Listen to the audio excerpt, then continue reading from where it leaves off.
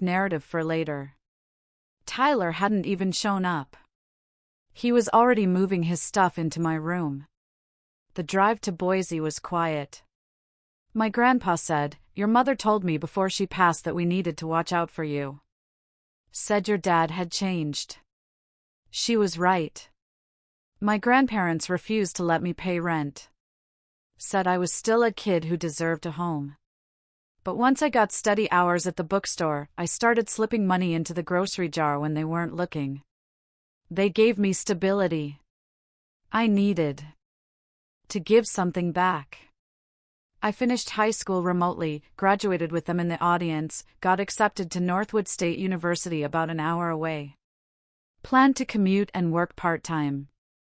For close to 2 years, I didn't hear from my dad, Tyler, or Beverly. I deleted their numbers, blocked them, moved on. My grandparents treated me like an actual human being. Had dinner conversations where people asked how my day was, and listened. Had a room that was mine. It started to feel like maybe things could be okay. Then they showed up. It was a Saturday afternoon. I was in my room reading for a summer class when my grandma came upstairs with a look that instantly set me on edge. "Your father's here," she said. Tyler, too. And that woman, Beverly. My grandma hadn't spoken Beverly's name since the day she married my dad. "Tell them to leave. Your grandfather already tried," she said. "They're insisting it's urgent. Legal trouble." That made me go downstairs.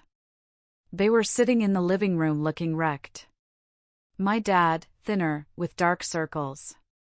Tyler jittery and pale. Beverly trying and failing to look composed. My grandpa stood by the door, clearly 1 second away from throwing them out. "You've got 10 minutes, I said. Then you leave." My dad opened his mouth with some fake warm greeting. I cut him off. 9 minutes now. Tyler leaned forward. "We're in trouble. Serious trouble. We need your help." Then they dumped the whole story on me. After Tyler lost his job, my dad got him a position at this industrial leasing company owned by George, my mom's closest friend. Tyler decided the salary wasn't good enough. So, he created a fake vendor called Summit Industrial Supply and routed payments to himself. $97,000 in 4 months. When the accountant flagged irregularities, Tyler panicked, deleted emails, forged my dad's signature, even tried to frame an admin assistant. The audit uncovered everything. And since my dad had approved the early invoices without checking, they assumed he was involved. The only reason they weren't already in jail was because George respected my mom. Out of loyalty to her, he gave them 90 days to pay back everything plus 30% interest. 3 weeks left, $126,000. "And you're telling me this? Why?" I asked. My dad leaned forward like we were having a heart-to-heart. "We need you to help explain to George that we used the money for your college fund. That it was all for you." I laughed in his face. "You want me to lie and say you stole $100,000 for my college fund when you kicked me out years ago?" "It's not lying," Beverly said smoothly. "We did set money aside for you. The situation just shifted. You showed me a bank statement with $1,200. Dad bristled. "We had more than that. We supported you your whole life. That money was always meant for your future. So where is it?" Silence. Tyler finally muttered, "Things came up. The baby needed stuff. Chloe wanted the nursery redone. So you spent my imaginary college fund on nursery decorations?" Dad's voice snapped. "It wasn't imaginary." Then he explained, kicking me out and telling me to act like an adult. Beverly switched to her practiced sympathetic tone. "Look, I know you're hurt, but this is bigger than old resentments. Tyler could go to prison. Your father could go to prison. Do you really want that on your conscience? My conscience is spotless, I said. Worry about your own.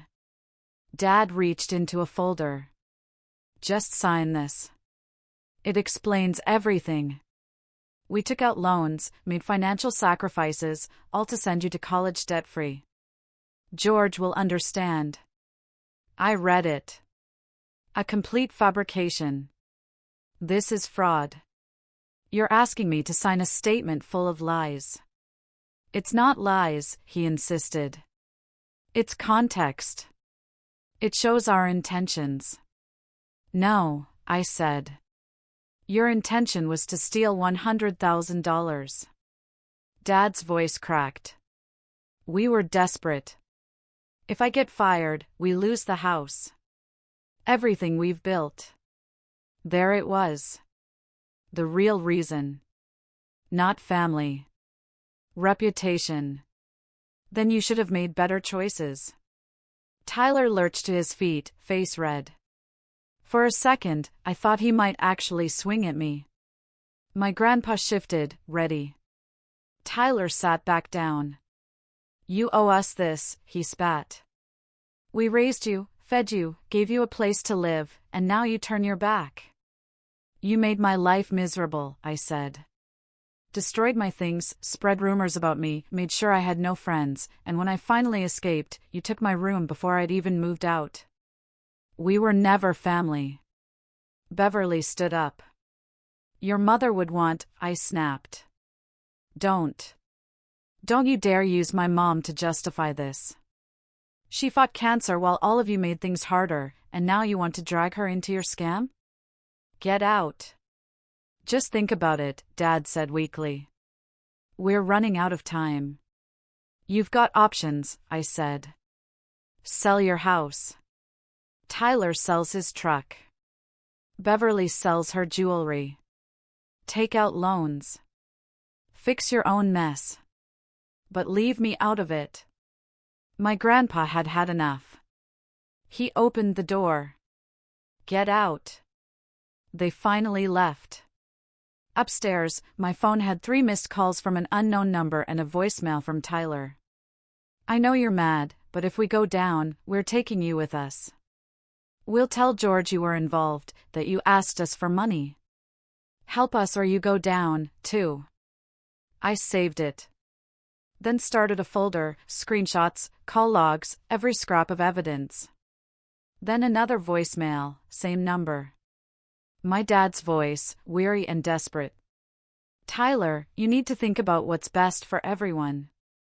If someone has to take responsibility, it should be the person who actually did it. I have a family to think about. I can't go to jail. You're young. You'll bounce back. Just think about it. Meant for Tyler. Sent to me. And absolutely useful. I saved that one, too. Looked like this was only getting started. They gave me exactly 2 days before the real pressure campaign started. First came the texts from numbers I didn't know, family members I barely remembered, distant cousins, friends of Beverly's, all with the same basic message about not letting pride get in the way of doing the right thing. One text from a cousin I hadn't spoken to in years. Hey man, your dad mentioned you guys are having some issues. Family sticks together through tough times. Don't burn bridges you might need later. Then my grandparents started getting calls. Relatives asking why they were turning me against my father. Beverly's book club friends expressing concern. My grandpa shut that down fast, but it was clear they'd started a whisper campaign. The nuclear option came 3 days after their visit. I got a call from the admissions office at Northwood State University. Someone had contacted them claiming there were irregularities with my financial aid application.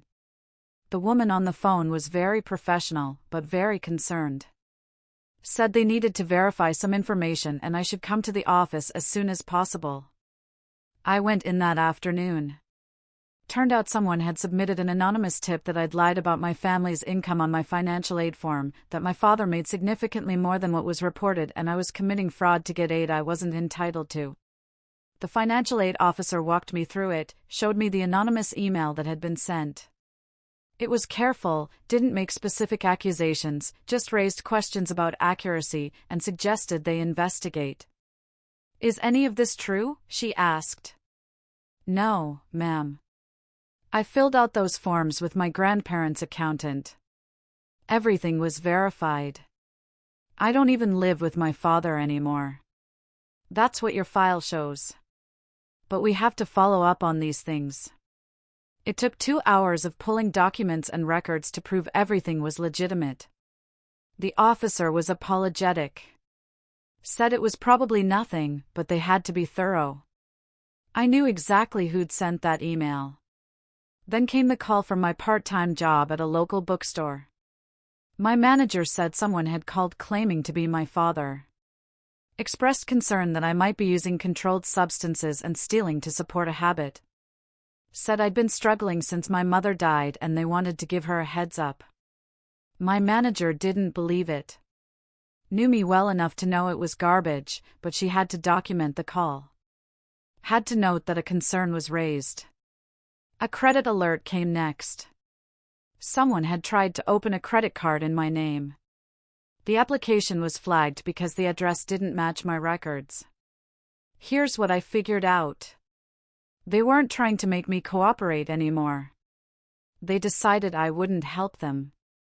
So now, they were trying to wreck my credibility, make me look unstable, dishonest, unreliable. That way, if I went to George or the police, they could point to a pattern of problems and say I was lying to get revenge on my family. Scorched earth. Because they had nothing left to loot.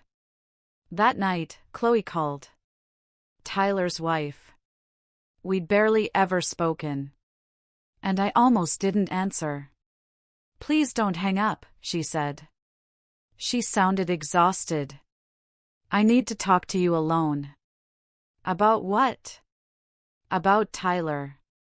About what really happened." We met at a coffee shop the next day. She looked rough. Dark circles. Hadn't done her hair. Looked like she'd been crying. "Tyler doesn't know I'm here," she said. "He'd lose his mind if he found out. But you need to know the truth." She laid it all out. The money Tyler stole didn't go to family expenses or bills. It went to his ego.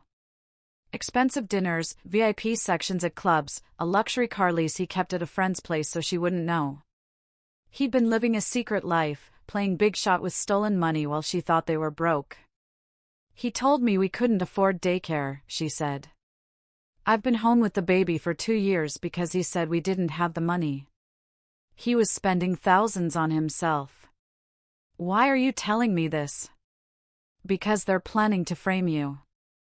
Tyler and your dad in Beverly, they have this whole story worked out. You asked Tyler for money. He gave it to you to help you out. When the theft was discovered, you convinced him to cover for you. Without you playing along and signing their statement, it's just their word against yours." My blood went cold. "Do you have proof?" She pulled out her phone, showed me screenshots from Tyler's cloud backup. She'd grabbed everything when she suspected he was cheating, text messages between Tyler and my dad, working out the story, voice notes from Beverly coaching them on how to make it believable. Then she showed me more. Bank alerts from a hidden account, the lease agreement for the luxury car signed 3 months ago, photos from his phone of him at clubs, dropping money like he owned the place. I can't let that happen, but I also can't go to the police myself. "Why not?" "Tyler's threatened me. Said if I try to leave or talk, he'll fight me for custody and claim I'm an unfit mother. His dad will back him up, pay for lawyers I can't afford. I'm trapped until I can get my daughter somewhere safe. But you can use this. You can protect yourself. Why help me at all?" Her eyes filled with tears. "Because you were just a kid when they treated you like trash. I watched Tyler brag about it. Laugh about it. I thought it was sibling rivalry. I didn't realize how cruel it was until recently. And now they're trying to destroy you again. I won't be part of it." I thanked her and left. Sent the screenshots to my secure email, added them to my evidence folder. That afternoon, I got a text from Beverly. We need to talk face to face. Just you and me. There are things you don't understand about your father. I didn't respond. Another text, it would be a shame if George heard you were uncooperative. He thinks very highly of you. Would hate for that to change. I took a screenshot, added it to the folder. Then I did something I should have done from the start. I called George. George agreed to meet me at his office on Monday morning. I'd known him my whole life as Uncle George, this friendly guy who'd show up at our house for holidays and always brought me books about space and dinosaurs. He'd been at my mom's funeral and told me if I ever needed anything, to call him. I'd never taken him up on it. Until now. His office was in this industrial complex on the edge of town. Big warehouse buildings, equipment yards, the whole operation. He met me in the lobby himself. Gave me a hug that actually felt genuine. You look like your mom, he said. She'd be proud of you. We went to his office, and I laid it all out. Showed him the voicemail from Tyler threatening to frame me.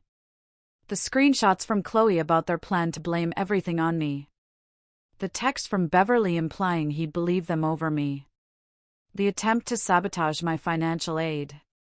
George listened to everything without interrupting. When I finished, he sat back in his chair and rubbed his face. Your mom warned me about your father, he said.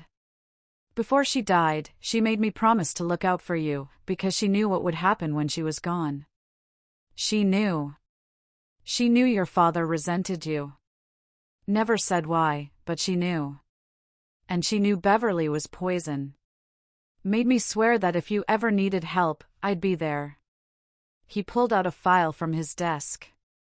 This is the case against your father and Tyler. Want to see what they actually did? The file was thick. Invoices, bank transfers, email chains. Tyler had created a fake vendor, Summit Industrial Supply. Generated fake invoices for equipment rentals that never happened.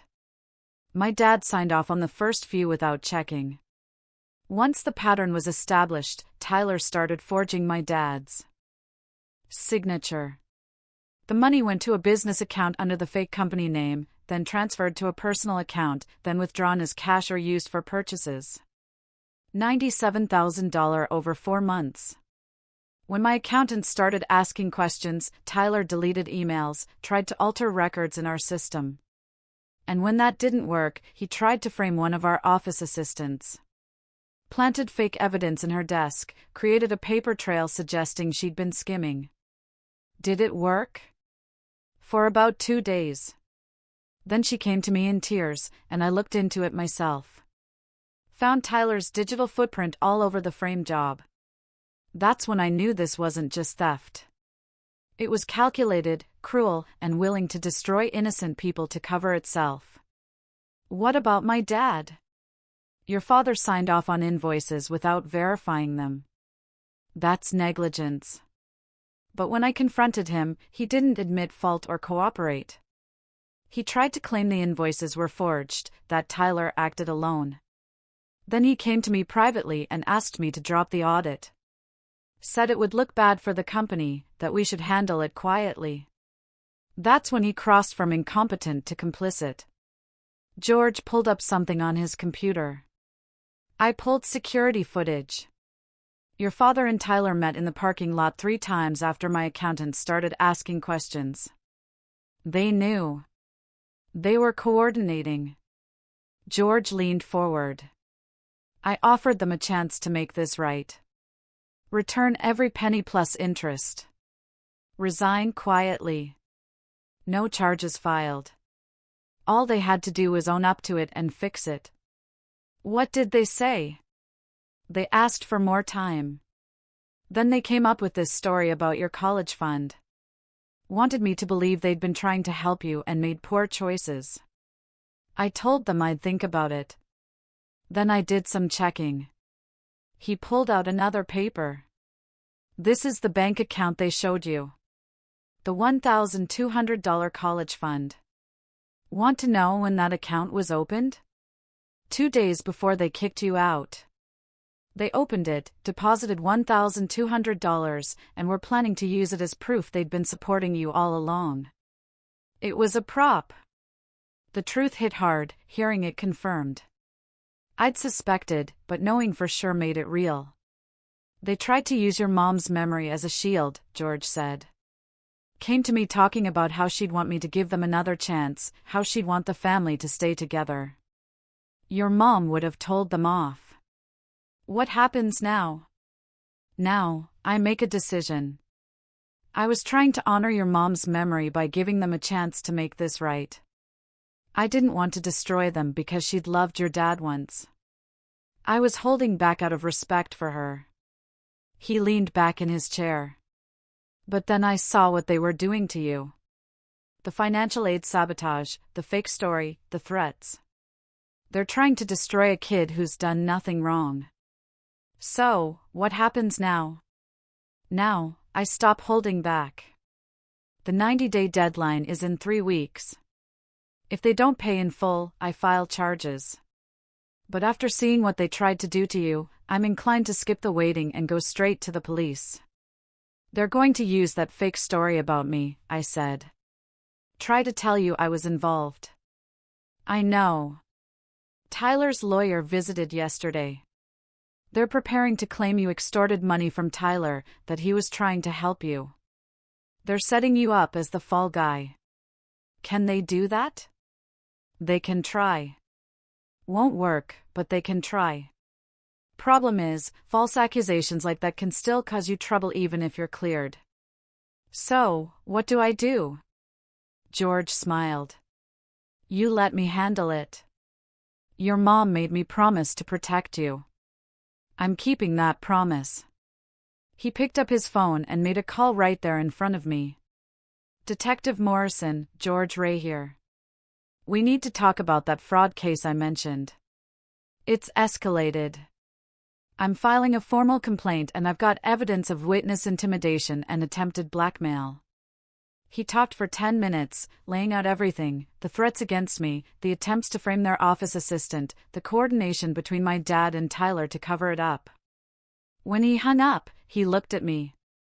Detectives will want to talk to you. Bring everything you've got. Every voicemail, every text, every screenshot.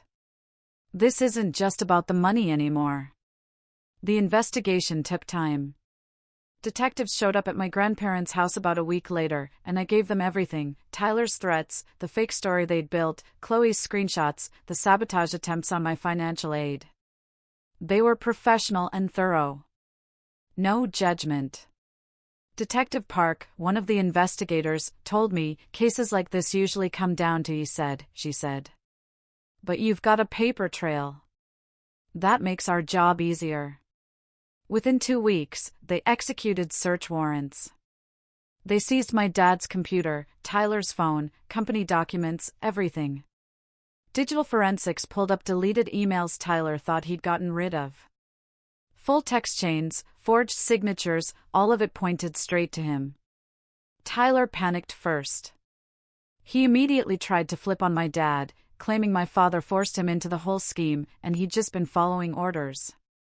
He played the victim hard. Didn't work. Every trace of planning and execution led back to him. My dad tried a different angle, claimed Tyler forged his signatures, that he'd been completely unaware of the fraud.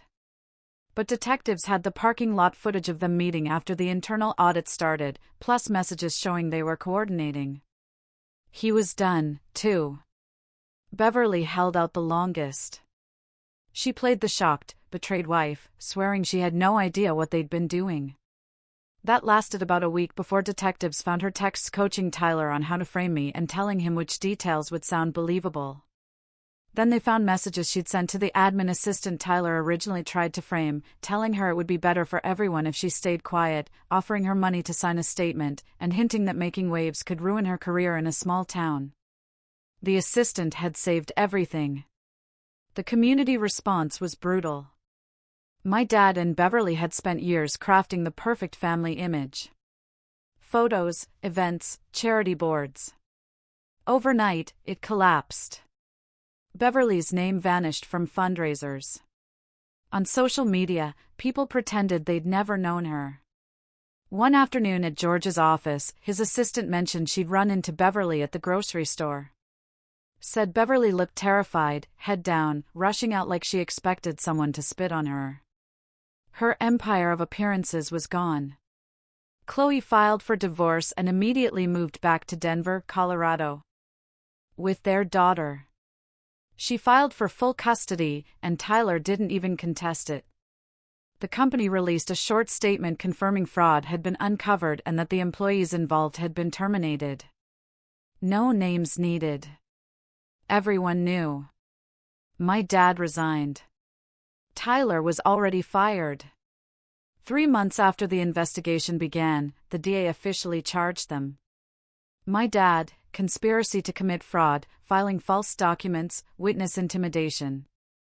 Tyler, fraud, forgery, identity theft, attempted destruction of evidence. Beverly, witness intimidation and conspiracy. They all hired expensive lawyers and tried to fight it, but the evidence was overwhelming. Eventually, they were pushed into a plea deal. Tyler got 36 months, with possible parole after 24 if he cooperated. My dad got 24 months. Beverly, who fought the longest, finally accepted 12 months plus probation. All three were ordered to pay full restitution, $126,000, split between them. The court put liens on their house, Tyler's truck, and basically everything they owned. Sentencing came 5 months later. The courtroom was almost empty. Their friends didn't bother to show up. I sat in the back with my grandparents. Tyler went first. He tried to blame everyone but himself. The judge wasn't impressed. She gave him the full 36 months and made it clear parole wasn't guaranteed. My dad's hearing was rough. He tried a speech about mistakes and learning from them. The judge cut him off. "You didn't make mistakes," she said. "You tried to harm your own son to cover your crimes. That's a choice." 24 months. Beverly cried through hers. The judge remained unmoved. "You had multiple opportunities to stop this," she said. "Instead, you helped orchestrate a plan to frame an innocent young man and intimidate witnesses." 12 months. They were taken into custody immediately. Walking out of the courtroom afterward, I didn't feel triumphant or relieved, just quiet. It scared me for a moment until I realized it wasn't numbness. It was peace. My grandpa put a hand on my shoulder. "You okay?" "Yeah," I said. "I think so." George was waiting in the hallway. He hugged me and handed me an envelope. "What's this?" "Job offer," he said. "Your mom made me promise to help you if you ever needed it. We've got an internship, 20 hours during school, full-time in the summer. Property acquisition analysis. Pays well, looks great on a resume. You don't have to do this." "I know. I want to, and your mom would have wanted me to." I accepted. 2 weeks later, I started. Turns out I was good at it. Research, analysis, tracking property histories. It clicked. That fall semester, I kept my grades up, made new friends, and built a life that finally felt like mine. Tyler got out after 28 months on good behavior. I heard he moved to another state where no one knew him. Fine by me. My dad served the full 24 months. Beverly got out after 8 for good behavior. I didn't visit, didn't write, didn't acknowledge their existence.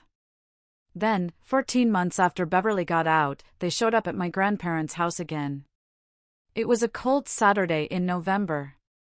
I was home for Thanksgiving break, sitting at the kitchen table, working on a research paper for my economics class. My grandma was making pie crust. Normal afternoon. Then the doorbell rang. My grandpa answered it. I heard his voice go hard. You need to leave. Please, just 5 minutes. My dad's voice. Older, rougher. I went to the door. My grandpa tried to wave me back, but I shook my head. Might as well get this over with. They looked rough. My dad had aged a decade, hair mostly gray now, face thinner, shoulders slumped like the weight of everything had finally broken him. Beverly looked exhausted, no makeup, none of the polish she used to have. Tyler was with them, standing back like he wanted to be anywhere else. You've got 5 minutes, I said. Talk. My dad started with an apology. Said he'd had a lot of time to think in prison. Realized how badly he'd failed me as a father. How he'd let his resentment turn him into someone his wife wouldn't recognize. Your mother would be ashamed of me, he said. I'm ashamed of me. Okay. Okay, what do you want me to say? You spent 18 years making me feel worthless. Then you kicked me out. Then you tried to frame me for a crime I didn't commit. You threatened my education, my future, my family. Now you've served your time, and you want forgiveness? I want a chance to make it right. There is no making it right. Beverly spoke up, and her voice didn't have that controlled tone anymore. Just sounded tired. I know I can't undo what I did, she said. But I want you to know it wasn't personal. I was protecting my family. Tyler was 29 years old. He didn't need protecting. He needed consequences. I see that now. Do you? Because it seems like you're here trying to get something from me again. We're not, my dad said. We just wanted you to know we're sorry. That we understand if you never want to see us again. But we're sorry. Tyler hadn't said anything. Just standing there looking at the ground. You got something to add? I asked him. He looked up. I was jealous of you. Of me? Of how much your mom loved you. How she always put you first. My mom never gave a care about me. And watching yours love you made me hate you. So I made your life miserable. I'm sorry. Your apology doesn't change anything. I know. We stood there in silence. The cold air coming through the open door. Here's the thing, I said. I don't hate you anymore. I don't feel anything about you. You're just people who used to make my life miserable. I moved on. Built something without you. And I don't need you now either. My dad nodded slowly.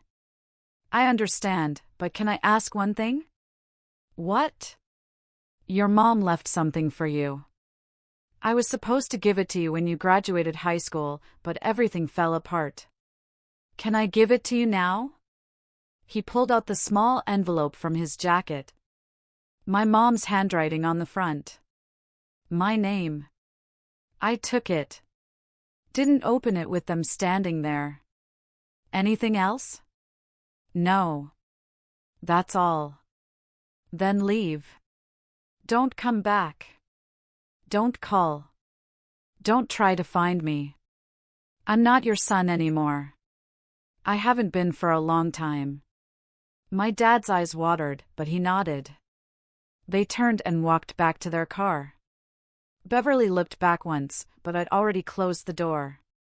I went back to the kitchen table. My grandparents didn't ask questions, just gave me space. I opened the envelope. A letter in my mom's handwriting. Dated 2 weeks before she died.